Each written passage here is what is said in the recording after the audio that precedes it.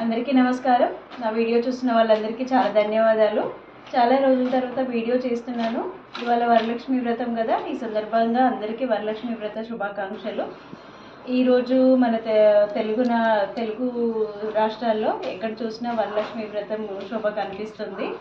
అందరూ ఆడవాళ్ళందరూ కలకల్లాడుతూ పూజ పునస్కారాలు చేసుకొని తాంబూలాలు ఇస్తూ తాంబూలాలు తీసుకుంటూ చేతి నిండా గాజులు, బొట్టు, పసుపు, గంధము ఇవన్నీ రాసుకొని కాళ్ళకు పసుపు రాసుకొని ఎంతో కలకల్లాడుకుంటూ కనిపిస్తారు. నేను కూడా మా ఇంట్లో వరలక్ష్మి వ్రతం చేసుకున్నాను. ఇల్లంతా చాలా శోభగా, చాలా కలగా, చాలా బాగా అనిపిస్తుంది. వరలక్ష్మి వ్రతం చేసుకోవడానికి పెద్ద హంగు ఆర్భాటాలు, ఖర్చులు ఇవేమి పెట్టాల్సిన అవసరం లేదు. ఎందుకు ఈ వీడియో ఇక్కడ కూర్చొని ఎందుకు తీస్తున్నానంటే దీనికి ఒక కారణం ఉంది. ఏంటంటే యూట్యూబ్లో చూసి ఆడవాళ్ళు చాలా కలవరపడిపోతున్నారు. సోషల్ మీడియా చూసి ఆడవాళ్ళందరూ చాలా మిడిల్ క్లాస్ ఆడవాళ్ళంతా చాలా కలవరపడిపోతున్నారు. ఎందుకంటే మేము అట్లా చేసుకోలేకపోతున్నాము, వాళ్ళు చేసుకుందే వరలక్ష్మి వ్రతమేమో, మేము ఇట్లా చేసుకుంది ఇది కాదేమో, ఇది సరైన పద్ధతి కాదేమో, వరలక్ష్మి వ్రతం అంటే బొమ్మ తీసుకొచ్చి ఆ చేతులు కాళ్ళు సపరేట్ భాగాలు తీసుకొచ్చి తగిలిచ్చి బిందె పెట్టి దానికి చీర కట్టించి ఇదే అమ్మవారేమో, అట్లనే చెయ్యాలేమో, అమ్మవారు అంటే అట్లనే మనం చూసుకోవాలేమో అని అపోహపడుతూ చాలామంది బాధపడుతున్నారు. ఒకప్పుడు నేను కూడా కొంచెం కలవరపడేదాన్ని. అబ్బా వాళ్ళు ఎంత బాగా చేసుకుంటున్నారు, మనమే చేసుకోలేకపోతున్నాం కదా, అట్లా అనుకునేదాన్ని. కానీ అసలు మన హిందూ ధర్మం ప్రకారము మన ధర్మంలో అసలు విగ్రహారాధన ఎప్పటి నుంచి మొదలైందో తెలియదు. కానీ నా అంచనా ప్రకారం అయితే మన హిందూ ధర్మంలో ప్రతి జీవిలోనూ కూడా మనం భగవంతుని చూసే మనుషులం, మనం హిందువులం. ప్రతి జీవరాశిలో కూడా భగవంతుని చూస్తాం. ఇప్పుడు వినాయకుడు అంటే ఏనుగులో వినాయకుడిని చూస్తాం. అమ్మవారు పార్వతీమాత అంటే కలశంలో అమ్మవారిని చూస్తాం. వినాయకుడు అంటే పసుపు గణపతిని చేసుకుంటాం. లక్ష్మీదేవిని పసుపుతో పూజించుకుంటాం, గౌరమ్మ అంటాం కదా.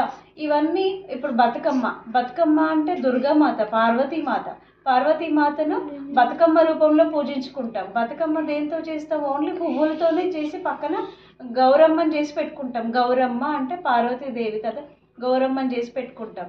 మరి మన హిందూ ధర్మంలో ఫోటోలు కూడా అంతకుముందు లేనప్పుడు కలశంలో అమ్మవారిని చూసుకున్నారు. కలశంలో బియ్యం పోసి కొబ్బరికాయ పెట్టి ఆమెకు ఒక వస్త్రం చుట్టి పువ్వులు పెట్టి గాజులు వేసి అదే అమ్మవారి స్వరూపంగా మనం చూసుకుంటున్నాం.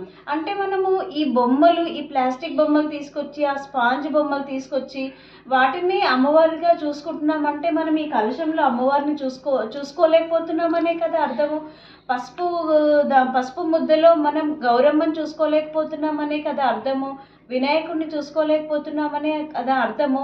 అంటే మన కళ్ళకి ఒక కళ్ళు, చెవులు, ముక్కు, నోరు ఉన్న మనిషి అవయవాలు ఉన్న దేవతా స్వరూపం ఉంటేనే మనం పూజ చేసుకోగలుగుతామా? లేదంటే మనము మనశ్శాంతిగా చేసుకోలేమా? కలశంలో అమ్మవారిని చూసుకోలేమా? గణపతిలో పసుపు గణపతిలో గణపతిని చూసుకోలేమా? గౌరమ్మని చూసుకోలేమా? కానీ చూసుకోవాలి. సోషల్ మీడియాలో వాళ్ళు పెద్ద పెద్ద YouTubers, millions of subscribers, thousands of subscribers ఉంటారు. వాళ్ళు ఏది చేసుకున్నా కూడా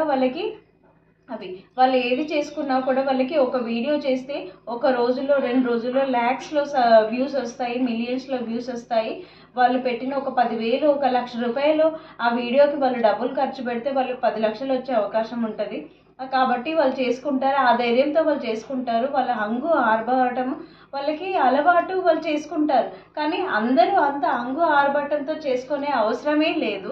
అమ్మవారిని ఎలా పూజించాలి? అమ్మ అంటే ఎవరు? మన కన్నతల్లి ఎప్పుడు మనల్ని కోపించదు కదా, మనల్ని తిట్టదు కదా.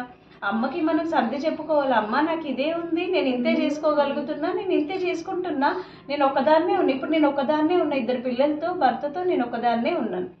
ఒక్కదానికి అన్ని పనులు చేసుకోలేను. పాయసము, పరమాన్నము, పులిహోర, గారెలు, ఇవి శనగలు, కొంచెం పెరగన్నం ఇవి చేసి పెట్టుకున్నాను. నేను బూరెలు భక్షాలు చేసేంత టైం నాకు లేదు. పొద్దున్నే పూజ అయిపోవాలి కాబట్టి బూరెలు ఇవి పెట్టుకుంటే నాకు కరెక్ట్గా రాదు కూడా. రాని పని నేను పెట్టుకొని నా మైండ్ అంతా పాడు చేసుకోదలుచుకోలేదు. అందుకే నాకు వచ్చిన పరమాన్నం చేసి పెట్టుకున్నాను. అమ్మకి క్షీరాన్నం చేసి పెట్టుకున్నాను. బెల్లంతో పరమాన్నము, పులిహార, గారెలు, శనగలు, పెరుగన్నం ఇవి నివేదించుకున్నాను. అమ్మ నా పూజలో ఏదైనా లోపం ఉంటే నన్ను క్షమించు తల్లి అని చెప్పి వేడుకున్నాను. కలశం పెట్టుకున్నాను. ఒక దీపం మట్టి కుందు కొనుక్కొచ్చుకున్నాను అంతే. ఈ చీర మా అత్తమ్మ పెట్టిన చీర నేను కట్టుకున్నాను. నేను తెచ్చిన చీర అమ్మవారికి పెట్టాను అంతే. అరటిపళ్ళు, పువ్వులు, తమలపాకులు ఇంతే. నేను ఈ పూజ కొన్నది ఇంతే. ఒక తాంబూలాలు ఇవ్వడానికి ఒక 2 డజన్ల అరటిపళ్ళు, తమలపాకులు, వక్కలు ఇవే పెట్టుకొని నిమ్మలంగా ఒక 5గురికి తాంబూలం ఇచ్చుకొని ప్రశాంతం చేసుకున్నాను నా మనసును.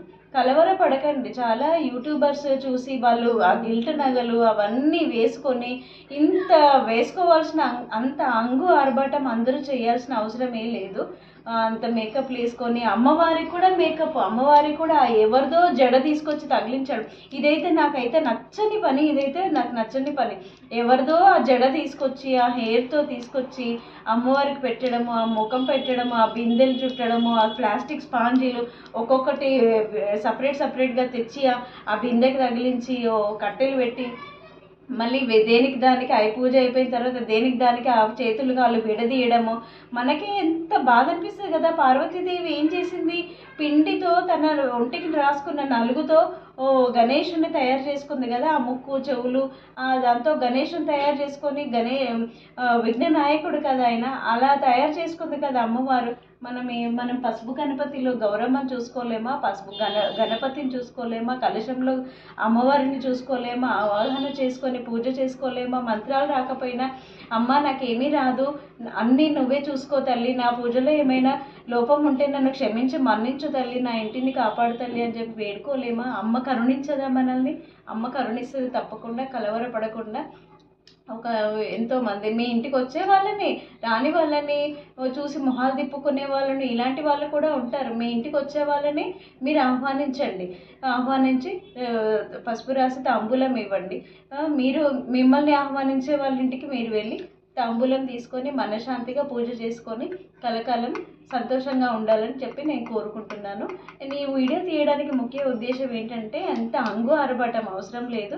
ప్రశాంతంగా మన ఇంట్లో ఉన్న వాటిని ఉపయోగించుకుంటూ, ఇది నా పెళ్ళికి పెట్టినవి, ఈ కుందులు, ఈ పెద్ద మాణిక్యాలు నా పెళ్ళికి పెట్టినవి, ఆ కలశం చెంబు కూడా పెళ్ళికి పెట్టింది.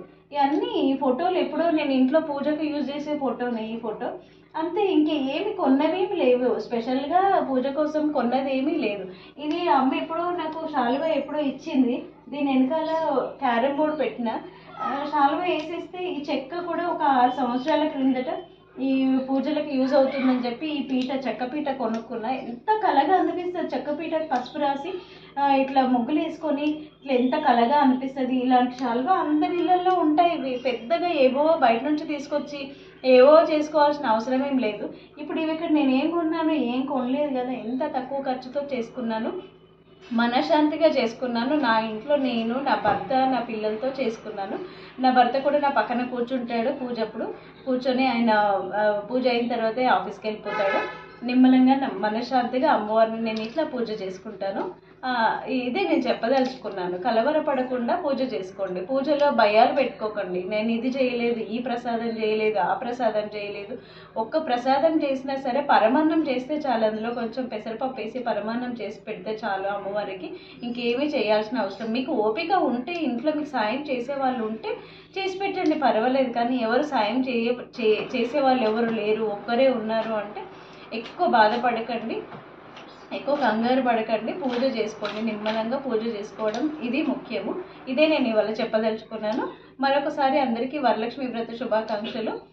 ఈ వీడియో చూసిన వాళ్ళందరికీ చాలా ధన్యవాదాలు.